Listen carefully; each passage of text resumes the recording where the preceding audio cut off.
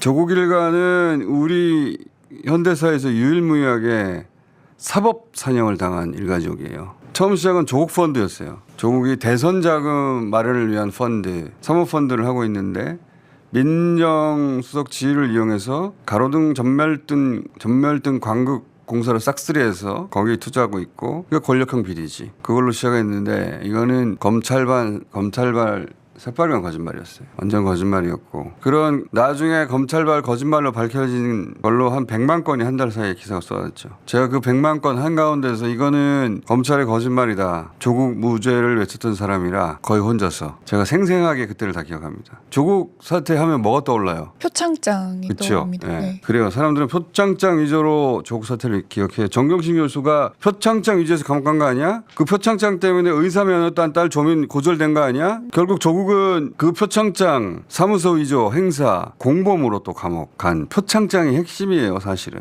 근데 조국 사퇴 그 첫 기사부터 마지막 관련 재판까지 제가 다 챙겨본 사람으로 표창장은 검찰의 사기극이다 라고 강력하게 주장하는 바입니다. 이 이야기는 제가 따로 먼저 시간 내서 길게 할 텐데 말 나온 김에 짧게 핵심만 얘기하면 정경심 교수가 조국 장관 청문회 당일날 자정 직전에 기소됩니다. 검찰이 대통령이 인사권을 행사하는 가운데 그 장관 후보 부인을 기소한 건 전무후무한 일인데 2019년 9월 6일이에요. 9월 6일. 그래서 기사가 9월 7일 12시 6분에 나왔잖아요. 그 혐의가 조민 표창장 위조했다는 겁니다. 그걸로 기소했거든요. 난리가 났죠 그때. 근데 저 9월 7일 그러니까 청문회 다음 날 저녁 그때가 추석 연휴가 시작되는 직전 주말이에요. 다 생생하게 기억하는데 SBS에서 단독 연합합니다. 조국 안의 연구실을 PC에서 총장 직인 파일이 발견됐다. 그 총장 직인 파일로 조민 표창장 위조했다. 그런 뉘앙스예요. 그런 뉘앙스인데 이 보도가 9월 7일 이 보도가 조국 사태의 변곡점입니다. 저걸로 끝까지 간 거예요. 네. 근데 이 보도 관해서는 대한민국 국민 절대 다수가 모르는 사실이 있어요. 저기서 정경심 연구실 PC에서 총장 직인 파일 발견이라고 했잖아요. 네.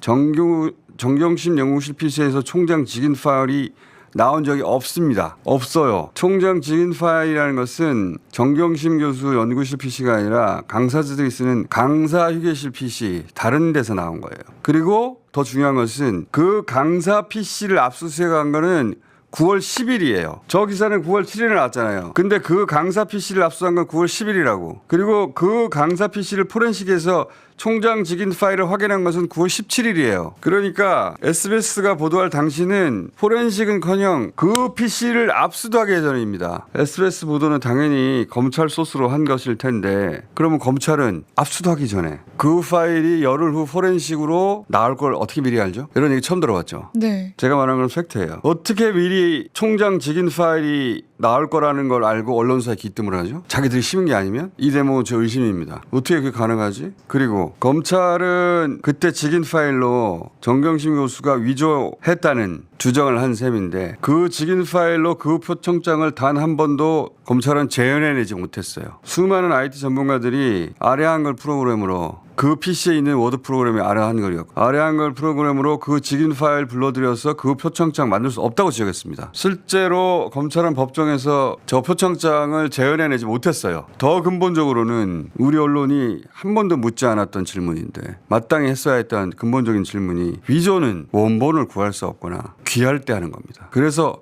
화폐 위조범은 있는데 흔해 빠진 신문지 위조범은 없는 거예요. 당연한 거 아닙니까? 당연하죠. 근데 표창장 정확하게는 방학 때 도움을 줬다고 주는 봉사상 아무것도 아니에요. 교수가 달라면 주는 겁니다. 한 해에도 수백 장이 나가는 거예요. 근데 정경심 교수는 그 파트의 책임 교수예요. 자기가 달라고 하면 주는 표창장을 뭐하러 IT 전문가도 위조가 불가능하다고는 아래 한글로 끙끙거리면서 위조를 시도합니까? 뭐하러? 근본적인 질문이잖아요. 네. 위조의 동기가 뭐냐 이거야. 검찰도 법정에서 끝내 재현하지 못할 정도로 위조가 불가능한 그런 위조인데 컴맹인 양반이 그 교무과에서 달라가면 주는 거를 왜 자기가 끙끙거리면 위조했냐고. 검찰 말대로라면 말이 안 되잖아.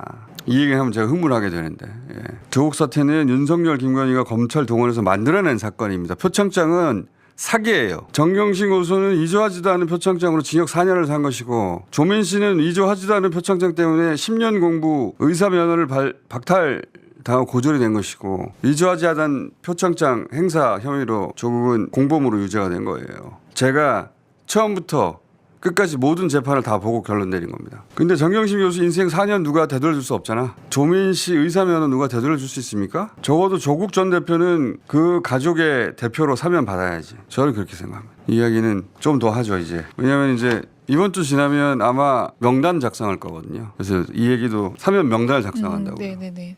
다음 주에 이 얘기도 더 이상 할 기회가 없을 것 같아가지고 이번 주 몇 번 더 하기로 하겠습니다. 자, 이 길게 하면 흥분해서 자 여기까지 할게요. 겸손은 힘들다 권민정이었습니다. 24 홍사훈 노영희 주진우 김영남 안녕하십니까? 네, 안녕하세요. 김영남 의원 모셨는데 마침 또 전 직장 대표. 대표와 오늘 압수수색이 됐네요. 그러게 방금 밖에서 저 속보 뜨는 거 보고 네. 들어왔어요. 이준석 이준석 대표가 어제 당대표가 다시 됐는데 네. 미리 예상하고 당대표로 간 것 같아요. 예. 득표율 뭐 98점 몇 %라고 예, 나오던데. 개혁신당에. 투표율은 안 나오더라고요. 그러니까 투표자 수는 아니 투표자 수는 나오는데 그게 전체 당비내는 당원 중에 몇 %가 투표를 했는지가 안 나오고 투표한 한 사람 중에 뭐 찬성률이. 98점 몇 % 득표율만 기사가 나와요. 투표한 사람이 2만 5천 명이래요. 예, 예. 투표한 사람은 그 중에 98%가 찬성했다는 겁니다.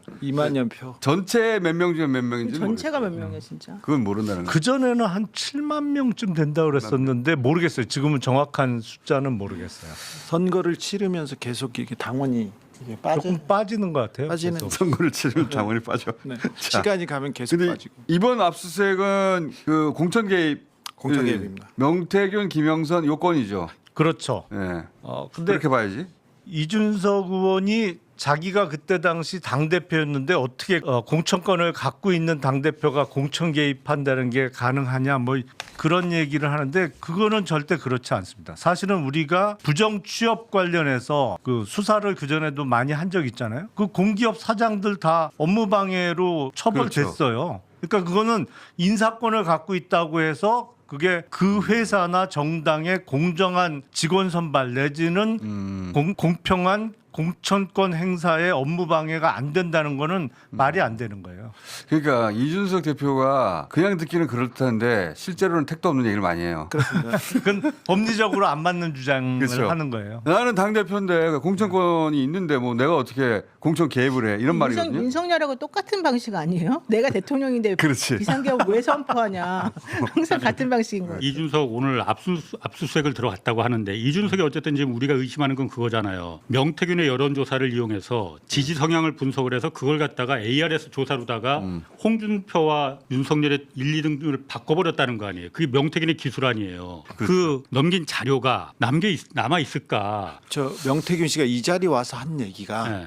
지금 그러니까 요건 다른 건이에요. 요건 다른 거예요. 앞에 거는 이제 공천 개입이고. 김영선 전 의원을 여론조사 대가로 공천 받아서 이 건이고 그게 아니라 지금 말씀하신 대선까지 거는 올라갑니다. 대선 경선 때 그 전에 윤석열이 후보가 된 그 경선 때 이준석이 대표였습니다. 그때 후보가 될 때도 윤석열이 후보 될 때도 대표였고 윤상현 그 공천 개입 때도 대표였고 정진석 공천 개입 때도 대표였습니다. 그 당시 하나 주목해야 될 점은 이준석과 김건희의 관계인데 매우 끈끈했어요. 그러니까 준서가 밥은 먹고 다니니 이렇게 얘기를 했는데 그 목소리를 그 전화 목소리를 명태균이 들었습니다. 그런데 그 얘기를 그 전화를 이준석이 들려줍니다. 여기에 김건희와 얘기가 다 담겨 있다. 그때 햄버거 사줬다는 그 말 알죠? 자, 그러니까 이준석이 예. 나 김건희하고 친해라고 네. 하면서 그 전화를 명태균 씨한테 들려줬다. 그렇죠. 자, 준서가 밥은 먹고 다니니 반말을 그리고 이렇게 하대를 하는데 아주 가까운 관계였다고 옆에서 들었는데 명태균이 자, 이준석은 그 전화기에 그리고 자기 드라이브에 모든 것을 저장하는 사람이기 때문에 특검이 제일 먼저 해야 될 일이 이준석 전화기를 뺏는 거하고 전화기가 아니라 클라우드를 확인해야 돼. 클라우드를까지 확인하는 게 가장 중요하다고 얘기했었습니다. 아니 저 녹취 파일은 들은 사람이 꽤 많아요. 들려준 사람이 많구나. 예, 이준석이 많아요. 얘기했구나. 예, 그죠? 뭐 하면서 그 특유의 그 약간 그 쇳소리 나는 허스키한. 김건희 목소리 준석아 그러면서 한 거 그런 사람 꽤 많아요. 아, 그렇구나. 아 저걸 아, 그때 많이 나왔었어요. 네. 대통령 부인과 나는 이런 정도의 관계다라고 하면서 예. 이준석이 흔들었나 보죠. 예. 어.